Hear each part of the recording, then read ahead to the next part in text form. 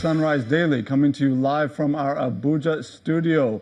I have with me this morning Mr. Sowunmi, who is the spokesperson for the Alhaji Atiku Abubakar presidential campaign. You're welcome to the program, sir. Thank you, Ajuri. Thanks. It's nice to be here. So many issues to get into. Your policy document is out, what is called the People's Policy. Can you give us a sense of why that is the title and why that suits that title? Because the central idea behind why, in the first instance, His Excellency Atiku Abubakar is campaigning and trying to be president is because of the people. And you would have observed that across the entire narrative space, we have talked about 4 or 5 issues. And all of those issues, the central people there are the people. We said we'll create jobs. We didn't think of that. We said we'll create jobs because we can see for ourselves that we have a job creation problem, not even as a result of only the maladministration of this government, although they did a lot to it. But we're also seeing that from a futuristic point of view, computers and artificial intelligence will take a lot of people off jobs. So you need to recalibrate your economy to be ready for that. We said we'll open it up and do some privatization and bring in new energy, new discipline, new money into the Nigerian economy so we can grow it again. It's been crawling for too long. It's because of the people. We said we're going to bring the country to be united. It's because we realize that the splitting up of the country into tribes and all of those issues has affected it. And has Are you referring to restructuring? Well, I'm coming to the restructuring one. Right. And then we said we'd rework the security architecture. We're reworking the security architecture, not so much so that we can catch thieves. We're reworking it because we're seeing that Nigerians are dying every day in different, and that the structure is presently stretched. And then, of course, we said the constitution of a country cannot be a document that limits its growth. It must be generic to the extent that it must be able to accommodate new thinkings and new direction. And as such, we said, okay, this restructuring elephant, we're going to deal with it. So the people are right in there. And that's why we called it the policy document for the All right, now let's get into the nuts and bolts of it. I've had an opportunity to go pretty much line by line through the policy document. One of the interesting things, you've already touched on it, privatization. We have heard from the former Vice President Atiku Abubakar, and he has said publicly on record that he is ready and willing to sell 90% of the Nigerian National Petroleum Corporation, NNPC. Why is it that you think, or the campaign thinks it wise, to sell 90% essentially of 90% of our revenues? It's because of the romantic, attachment to that particular revenue, and you are treating it as if it's a special revenue. Look, this argument happened when we wanted to privatize Nitel. People disagreed vehemently, but the benefits are there for all to see. We get more taxes from the telecoms, more Nigerians are employed. The entire Nigerian business and life space has been improved as a result of that. The problem with the way we manage our hydrocarbon and this one mono economy we run, which is the NNPC and all of that, is that we have looked around the world and other countries that have huge deposits and do so much with oil. We do not find one of them with such an infrastructure called NNPC because it's not allowing the business to be regulated properly like a business. So what we're saying, we have to go on break. We actually have to go on break. I'm sorry. Okay, when you come back. Yes, you certainly will conclude your thoughts, sir. Our viewers, stay with us.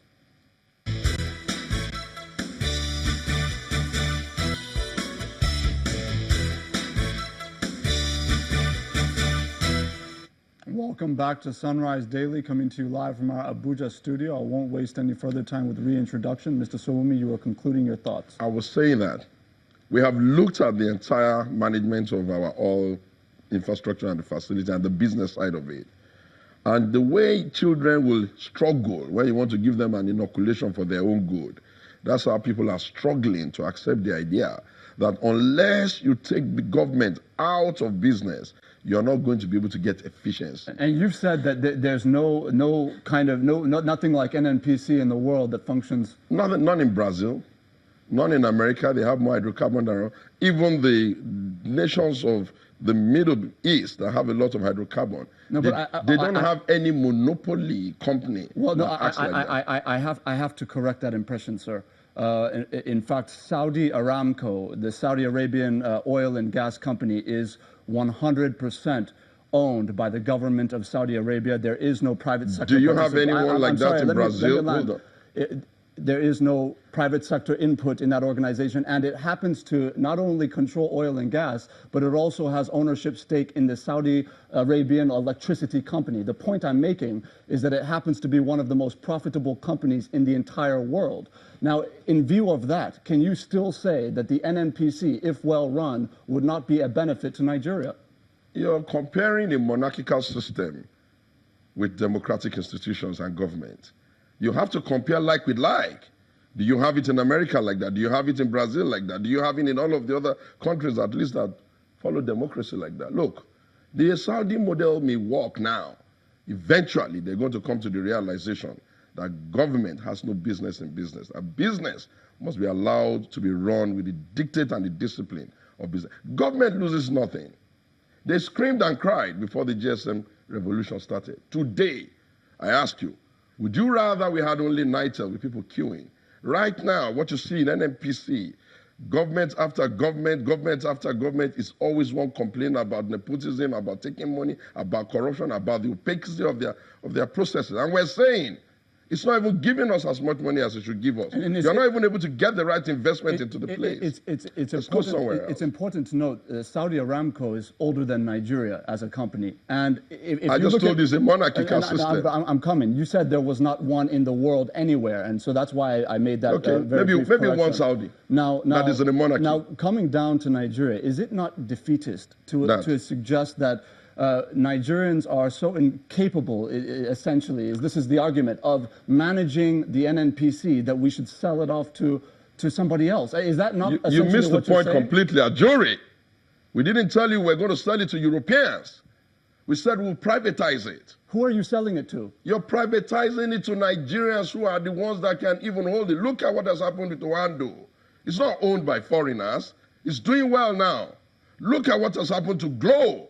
It's not owned by foreigners. It's doing well now.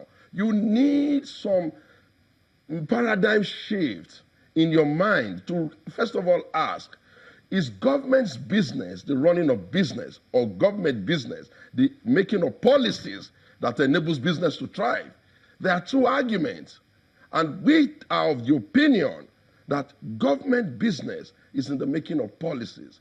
Businesses should be left to those that have the capability to run business. It doesn't mean that you are giving it over to anybody untoward. No. And it's going to be more profitable. So I marvel when those who are supposed to educate others lash on to the simple argument that you're giving it to foreigners. That's not the case. First of all, that was not the insinuation that I provided. And the second thing is, the issue of who you would sell it to becomes very important, because we have seen what happened when the power sector was privatized. We have seen how that continues to be a problem for this country. So when you're talking about selling off, when you're talking about selling off 90% potentially of our total revenues, it is important to ask, who would you sell it to, and how would we know that they are capable of essentially handling such a large enterprise? The same way we were able to show that Mike Adenuga, to mention just one name, was able to run Glow and is still running efficiently now. The argument falls on his face.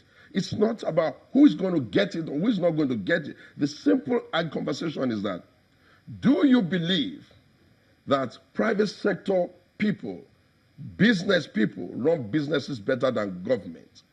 Do you believe that over-regulation of that sector affects its efficiency? Do you believe that it can be run in a more opaque, in a more business-friendly manner to give us more value and more taxes? Government is meant to make money from taxing businesses. Government is not meant to be running businesses. But anyway, we didn't even exactly insist that all of it must go. We're talking about the privatization of that process as a way of stimulating the direction that government businesses must go. And you have to also know Relative to the population of Nigeria, we're not very rich. And so we can't even begin to compare ourselves with nations who have larger hydrocarbon revenues relative to their population. We have an urgent need to recalibrate the entire economic system of this country to be ready for the fourth industrial revolution. Do not be fixated, Nigerians, on oil. Countries now are beginning to figure out how to take less of oil. And the earlier we deal with that, the better for us. One of the issues that has come up is when you look at the entirety of the policy document, your policy document, your campaign's policy document, looking at transport infrastructure.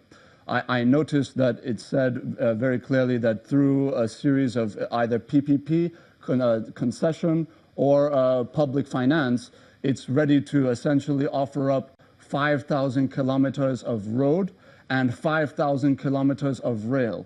What is not in the document is which roads and which rail, from where to where, nobody knows. And in the next level document of the APC, their projects are coming from a place and to a place. They're projects that people can identify. And I want to ask you, how can Nigerians identify in terms of location, in terms of impact, in terms of economic strategic thinking, the projects within your policy document if there's nothing specified? Oh, you think so? It's just an abridged version of it. The detail of which road and what of the thing, how much of the money and all of that is too voluminous a document. What you have is the ideas of where we're going and how it will be funded. The APC have come up with a document that I expect Nigerians to shred, remembering that they made so many promises the last time out and they couldn't even keep to a few of them. Not a few, they even started recanting them. And now they come around with another document made up of a lot of lies. And you want to compare that to a policy document that we're giving to the people to tell the people this is how we're going to fund infrastructure with a mix of both equity, government funding, and privatization. And we're telling you the quantum of road we want to be, and you ask me to tell you, do you think we're like them? This government that we're trying to bat is going to cover the entire Nigeria. It has no plan to be sectional, either in its appointment or in its directive principle. What have they written in that document that you like so much? They claim they are doing more power in Mambila. They forgot to say that was done by Jonathan.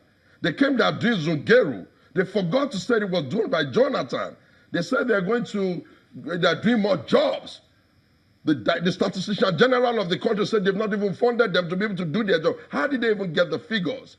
They come on national television and show us a film and a clip of young people that are impressionable.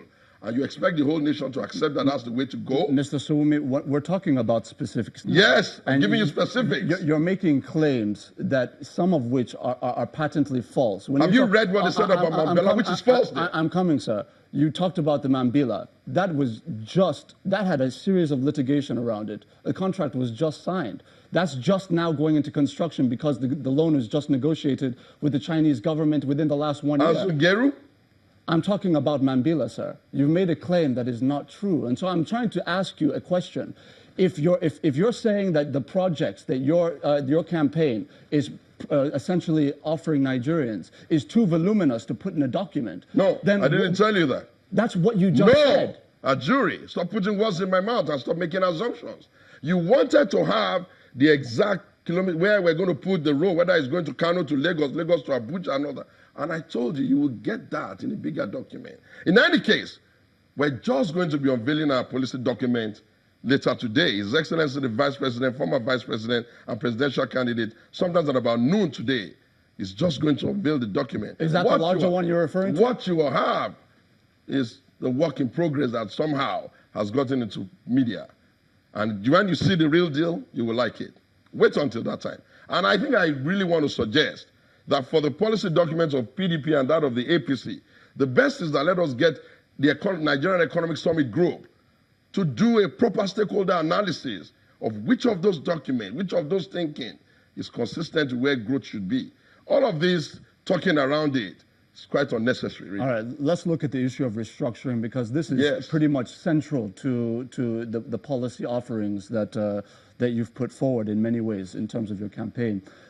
I just asked Mr. Keyamo about the obvious lack of policy thrusts within their policy document concerning restructuring. In your policy document, you have essentially said that Nigeria would, under the leadership potentially of a President Atiku Abubakar, would move several items from the exclusive legislative list to the concurrent. Items including road transport, including rail, including things like labor matters, land matters, police, et cetera, et cetera. Now, I want to ask you, if you're looking at how to construct potentially or revamp or whatever the case may be, 5,000 kilometers of new road or new rail, and you are giving the authority over those construction initiatives, if you will, to the state,